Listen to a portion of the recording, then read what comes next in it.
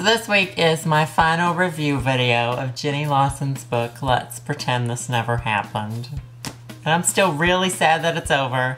It's like saying goodbye to a good friend. I gotta say, this has been my favorite book that we have read together so far, and I know we've only read 3, but this one is the clear front runner for me. I think that Jenny Lawson serves as a really great reminder that you can be mind-numbingly hilarious without being degrading or offensive, unless you count cursing as offensive, and I don't. At the beginning of this book, Jenny Lawson wrote, "I've reserved the very best stories of my life for this book." And now that we finished it, I believe that statement 100%. This book was almost the perfect blend of humor with meaningfulness that so many authors, it seems like they try to achieve it, but they just never do. So I made a little list of all the things I liked about it. The setting was unique and refreshing. The tone was pleasantly conversational.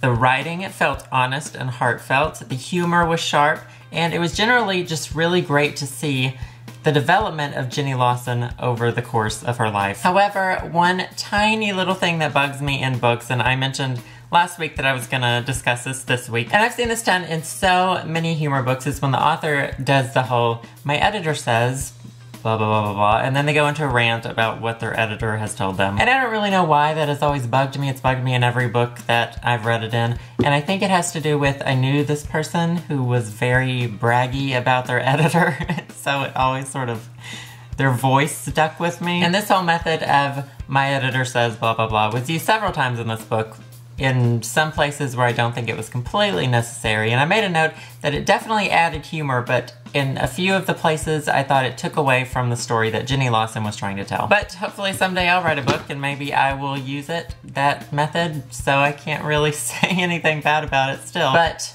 honestly now I am just splitting hairs because I f***ing loved this book. I don't know if I'm allowed to say that, but 2 thumbs up. One way that you can tell if I really like a book is if I keep it, because I am the type of person who usually only watches movies once or reads books once, and then if I'm not gonna keep it, I donate it to a library or something. But I do make exceptions, like with the Harry Potter series, of course, with a lot of David Sedaris's books, and I will now be keeping Jenny Lawson's book because I know I am going to want to reread parts of this book. Farewell, old friend.